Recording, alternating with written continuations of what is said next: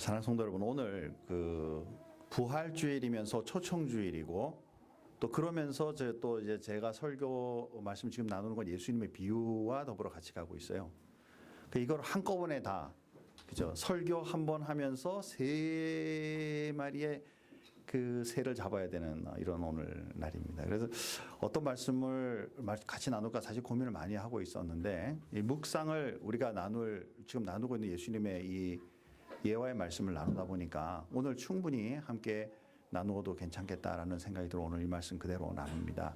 오늘 우리 같이 나누고자 하는 이 말씀은 한 율법사가 한 율법교사가 하나님의 구약의 말씀을 가르치는 자이죠. 예수님께 나왔습니다. 그리고 예수님하고 대화를 나누는데 갑자기 질문을 합니다. 선생님, 어떻게 해야 영생을 받을 수 있겠습니까? 무엇을 내가 해야 영생을 얻겠습니까? 이렇게 물었습니다. 영생. 그죠? 이 단어 오늘 부활하신 예수님과도 굉장히 중요한 연관되는 단어입니다. 여러분 같으면 어떤 분이 찾아와서 선생님, 제가 이거 어떻게 하면 됩니까? 라고 이렇게 물으면 답을 뭐라고 말하겠어요? 이렇게 해라. 이렇게 말하는 게 맞을 텐데 예수님은 뭐라고 말씀하시냐면 성경에 율법 교사니까 율법에 뭐라고 써 있느냐? 이렇게 물었어요. 율법에 뭐라고 말하고 있느냐? 이렇게 말했습니다. 거꾸로 답을 안 하시고 예수님의 답은 뭐냐면 거꾸로 질문이에요. 근데 사실은 이것은 유대인들에게 있어서의 좋은 교육 방법 중에 하나입니다. 학생이 먼저 질문을 하면 선생님은 거기 핵심 포인트를 집어서 다시 묻는 거예요. 그래서 서로 대화해 가면서 교육을 하게 됩니다. 자, 그랬더니 이 율법 교사가 아주 정확한 답을 말하게 됩니다. 다 같이 한번 읽어볼까요? 아까 우리 본문 읽었지만 한 목소리 같이 한번 읽어보겠습니다. 대답하여 이르되 내 마음을 다하며 목숨을 다하며 힘을 다하며 뜻을 다하여 주 너의 하나님을 사랑하고 또한 내 이웃을 내 자신과 같이 사랑하라 하였나이다. 아멘. 이 지금 율법 교사가 답을 알고 있어요? 모르고 있어요? 알고 있죠. 예수님께서 맞다. 그대로 행해라 라고 말씀하셨어요. 그대로 해라. 이 율법 선생이 왜 질문했어요? 진짜 영생하는 방법을 영원히 사는 방법을 알고자 했던 것이 아니라 예수님을 시험하기 위해서 했다라는 것이죠. 여러분, 저와 여러분의 삶 속에 이런 모습 있지 않아요? 저 사람의 정도가 어느 정도 될까 알아보고 싶은 충동. 그렇죠? 감히 하나님이신 예수님을 자기 율법 좀 안다고 자기 지식 가지고 예수님을 딱 견주는 거예요. 그때 예수님이 그를 설득하거나 더 많은 지식을 하려고 하지 않고 그가 가지고 있는 답으로 또한 그 스스로가 고백하면서 답을 할 수 있도록 지혜롭게 그 상황을 잘 넘기며 또한 그분에게 그 지혜를 알리신 거죠. 자, 그랬더니 이분이 또 질문을 합니다. 율법교사가 선생님이 질문을 하는 거예요. 누가 나의 이웃입니까? 이렇게 묻습니다. 누가 나의 이웃입니까? 여러분, 누가 나의 이웃입니까? 이 사람의 질문의 의도가 뭘까요? 19장 29절에 보니까 질문의 의도가 있습니다. 또 한 번 더 같이 읽어볼까요? 같이 읽습니다. 그 사람이 자기를 옳게 보이려고 예수께 여짜오되 그러면 내 이웃이 누구입니까? 자, 이 질문도 중심이 누구예요? 아까 예수님께 질문할 때 그 질문도 예수님을 시험하기 위해 자기 지식을 중심으로 예수님께 질문했죠. 근데 이번에는 누가 이웃입니까? 할 때도 지금 중심이 누구예요? 자기죠. 그리고 자기를 옳게 보이려고, 의롭게 보이려고 다시 질문을 하는 거예요. 이웃이 누구입니까? 사실은 마음속에 답을 알고 있죠. 누구냐면 나는 율법교사로 내 많은 시간들을 헌신하고 내 국민과 내 민족과 내 이 지금 유대 백성을 위하여 얼마나 많은 시간을 힘쓰고 했었는지 모릅니다. 이걸 말하고 싶은 거예요, 지금. 그죠? 교회를 담임하고 있는 김대용 목사가 내가 여러분을 위해서 얼마나 많은 시간을 애쓰고 지금 있는 줄 아느냐. 그죠? 그러니까 자기의 중심에 있는 것을 지금 막 이렇게 뭐랄까요. 그동안에 잘한 것에 대한 인정도 받고 싶고 드러내고도 싶고 이제 이런 모습으로 이제 얘기를 시작한 거죠. 예수님이 이번에는 또 질문을 하지 않고 이제 이 마음을 딱 아신 주님이 이제 제대로 답을 주시는 거예요. 거기에 답이 뭐냐면 선한 사마리아의 비유. 이건 굉장히 성경에 유명한 것이죠. 예루살렘으로부터 이제 여행을 떠났던 한 사람이, 사실 위치적으로 보면 그 예루살렘은 산이에요. 그리고 그 산에서 이제 밑으로 내려가는 그 지역마다 사실은 산이 험하기 때문에 옛날에는 도적들과 강도들이 많았던 거죠. 한 사람이 여리고의 방향으로 이제 쭉 내려가기 시작하는데 산에서부터 평지로 내려가요. 근데 그 방향으로 내려가면 거기가 어디냐면 사해 지역이에요. 그러니까 그 지역을 향해서 이렇게 내려가는 그 동네 여리고, 구약 때부터 나온 아주 유명한 도시죠. 그런데 거기로 내려가다가 이 산이 험하니까 중간중간에 이제 강도들이 숨어 있다가 여행객들 혼자 가거나 이러면 이제 붙잡아가지고 때리고 다 뺏고 심지어 가지고 있는 옷까지 다 벗겨서 가지고 가버린 거예요. 거의 죽게 되었으니까 사람들이 버리고 갔다 이렇게 표현하고 있죠. 그런데 거기에 한 제사장이 지나가다가 그 사람을 봤어요. 그런데 그냥 지나갔다. 돌보지 않았다라는 것이죠. 그리고 또 레위 사람이, 그래도 유대족색 중에는 그래도 자기가 그래도 좀 더 경건하다고 생각하는 레위 사람이 보고 또 그냥 지나갔다. 자, 그런데 사마리아인이 지나가다가 그 사람을 보고 자기가 가지고 있던 기름과 그리고 술을 통해서, 알코올을 통해서 상처를 치유해주는 일들을 일으킨 다음에 자기 나귀에다 그 사람, 자기 짐승에다가 그 사람을 실어다가 가까운 주막, 우리말은 별로 안 좋은 것 같아요. 앞에 주자가 바로 술주자잖아요, 그죠? 그게 정말 유대에게 위해서 주막이라는 말이 있었을까? 아마 우리는 옛날 그 생각으로 한 것 같아요. 영어로 보면은 작은 여관과 같은 그곳에 숙소에다가 그 사람을 데려다 주고, 이 사람 내가 지금 여행 중이니까 두 달란트, 내가 가지고 있는 두 데나리온, 내가 이틀치 내가 그 비용을 지불할 테니까 이 사람 좀 잘 돌봐달라. 그리고 혹시 돌아올 때 아프면 더 많이 돈이 들었으면 내가 더 지불을 하겠다. 그리고 이제 돌보는 그 장면을 예수님 말씀하신 다음에 질문을 하는 거예요. 이들 중에 누가 이웃이냐? 제가 이 질문을 가만히 생각해 봤어요. 여러분 같으면 누구라고 답을 하실 것 같아요? 사마리아인. 그죠? 저도 이웃이 지금 세 개의 샘플을 줬잖아요. 제사장, 레위인, 사마리아인. 이 중에 누가 이웃이냐? 그랬으면 아마 저도 단순한, 그죠? 약간 무식한 사마리아인이요. 이렇게 말했을 것 같아요. 그런데 이 사람은 뭐라고 말했어요? 자비를 베푼 자니이다 라고 말을 했어요. 그래서 그냥 처음에 예전에 읽을 때는 아무 생각 없이 그렇지 뭐 이 중에 자비를 베풀었으니까 그분이 아니겠어? 라고 생각을 했는데 이 율법 교사에는 교묘함이 있는 거죠. 유대인들은 이 사마리아인들과 말도 안 섞으려고 그래요. 그리고 그 지역에 아예 들어가려고도 하지 않습니다. 사람으로서 잘 취급도 잘 안 하려고 해요. 그런데 예수님이 그 샘플을 좀 들고 있는 거죠. 그러니까 그 답에 대하여 사마리안이라고 말하기도 사실은 싫었을지 모릅니다. 그런데 이 사람은 근본을 알고 있는 거죠. 자비를 이웃들에게, 주변에 있는 사람들에게 베푸는 그 사람이 참된 이웃이다. 그렇죠? 사랑하는 성도 여러분, 그리고 뭐라고 말하냐면 그렇게 행해라 라고 얘기를 해요. 오늘 이 말씀을 통해서 우리가 한번 생각해 보겠습니다. 좀 정리를 하면서 보죠.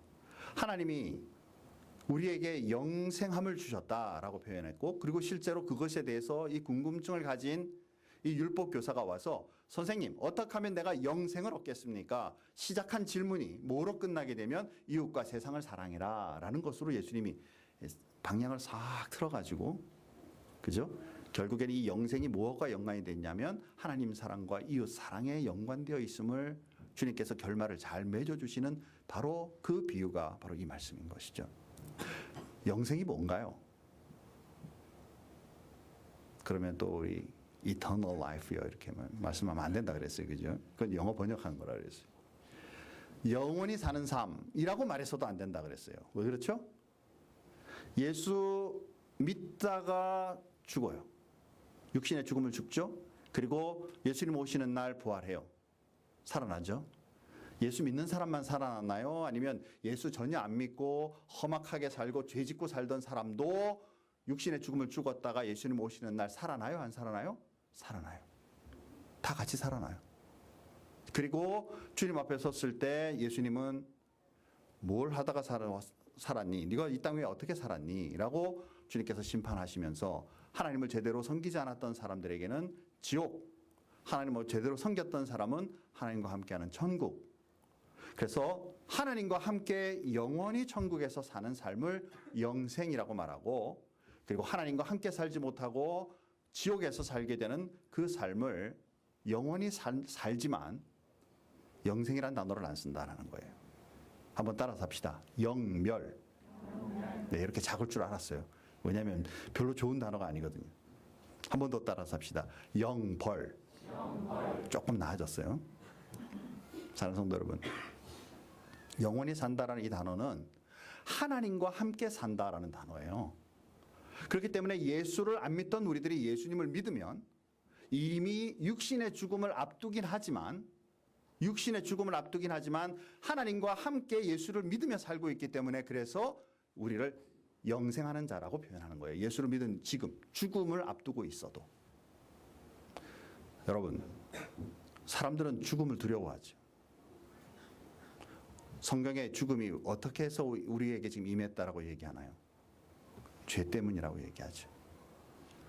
하나님께서 선악과를 만드시고 아담과 하와에게 이것을 먹지 마라라고 말했는데 사단이 와서 하와를 유혹하면서 하는 말이 너 이거 먹으면 하와는 말하기를 죽을지도 모른다라고 말했는데 사단은 말하기를 너 죽지 않는다라고 말했어요. 그래서 선악과를 따 먹으니까 하와가 죽었어요, 안 죽었어요? 죽었어요, 안 죽었어요? 안 죽었어요. 사단의 말이 맞아요? 하나님 말씀이 맞아요? 네. 사단이 말이 맞아요. 이러면 또 이렇게 말씀이 이상해지고, 그죠? 하나님 말씀이 맞아요. 그런 거가 안 죽었는데 이거 어떡하지? 네, 딜레마에 빠지는 거죠.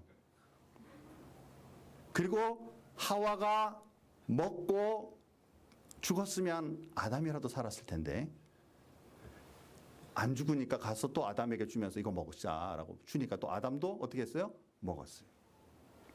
아담도 죽었어요? 안 죽었어요? 안 죽었어요. 그런데 죽었죠.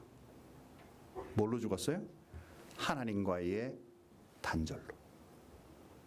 육신의 죽음은 사단은 육신, 껍데기, 눈에 보이는 거를 가지고 너 안 죽는다라고 말했는데 하나님은 이미 영적으로 주님과 관계를 맺고 있고 주님이 만드신 자이며 주님과 함께 세상을 다스리는 그런 매니저예요. 세상 매니저를 만드신 우리들이 그 하나님과의 약속을 분리함으로써 하나님과 관계가 끊어진 죽은 자로 살아가게 된다는 것이죠.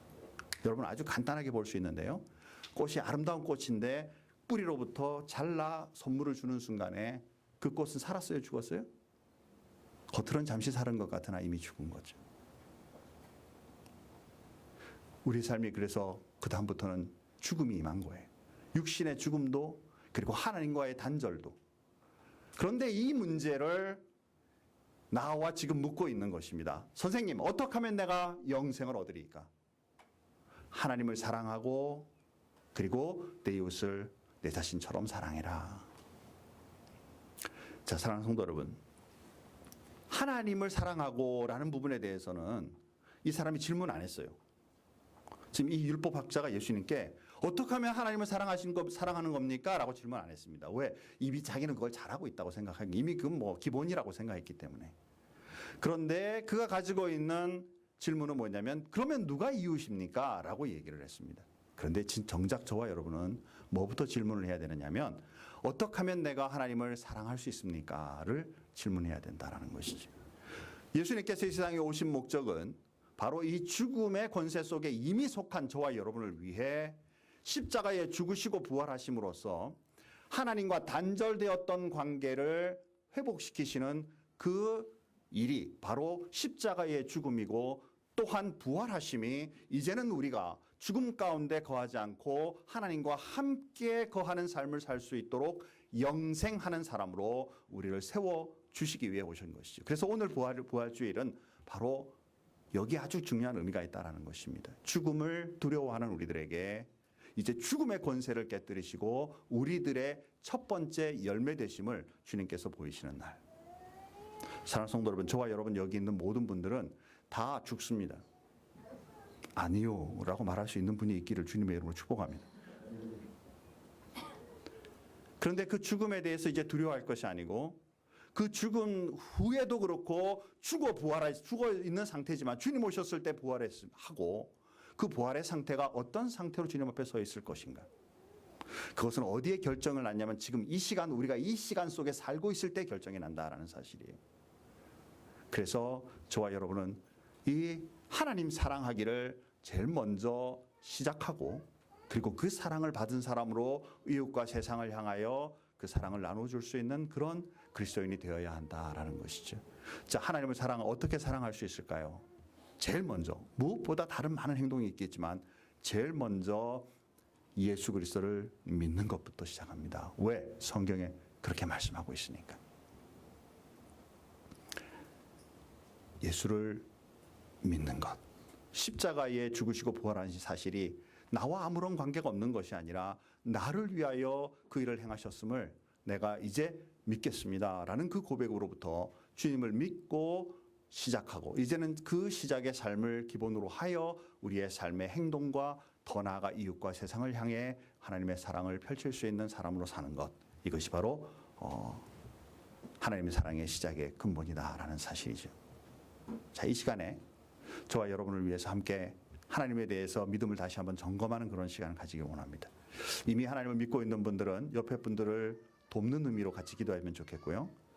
내가 아직 하나님을 아직 잘 믿고 있지 않으면 우리가 함께 기도할 때에 이 기도가 여러분에게 신앙의 고백이 되었으면 좋겠습니다. 우리 다 같이 한번 눈을 감겠습니다. 그리고 여러분의 손을 가슴에다가 이제 꼭 한번 쥐고 저를 따라서 우리 한 목소리로 다 같이 한번 크게 하나님 앞에 고백적인 기도 한번 다 같이 한번 하겠습니다. 따라서 합니다. 사랑하는 주 예수님, 저는 죄인입니다. 저를 용서해 주세요. 주님께서 저의 죄 때문에 돌아가셨음을 믿습니다.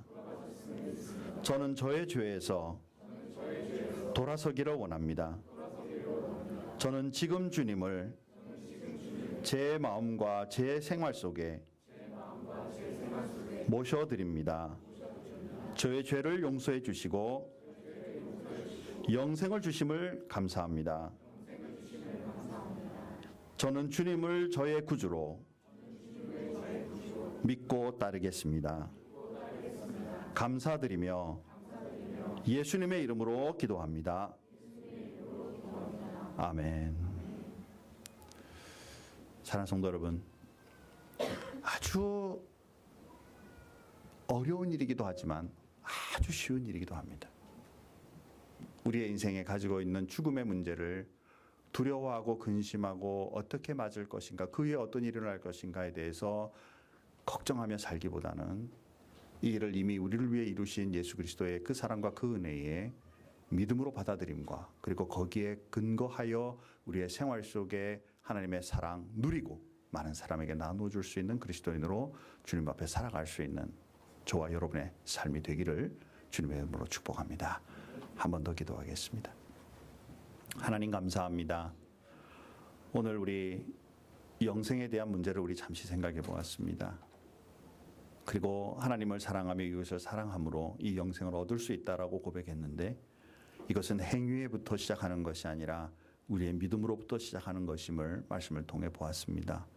그동안에 아직 주님을 잘 믿지 못하고 살았다면 담대하게 우리의 마음문을 열고 주님 앞에 믿음을 고백할 수 있는 사람이 되게 하나님 인도해 주시고 이미 예수님을 잘 믿고 살았던 사람이라면 더욱더 힘을 내어 주님과 이웃과 세상을 향하여 우리의 사랑을 하나님의 사랑을 펼쳐갈 수 있는 귀한 사람들이 되게 도와주옵소서. 우리 큰빛교회 주님 축복해 주셔서 이 지역과 세상 세계를 향해 하나님의 크신 사랑 그 은혜를 선포하는 귀한 교회로 잘 성장할 수 있도록 인도하여 주옵소서. 주님 앞에 감사하며 예수님의 이름으로 기도하옵나이다. 아멘.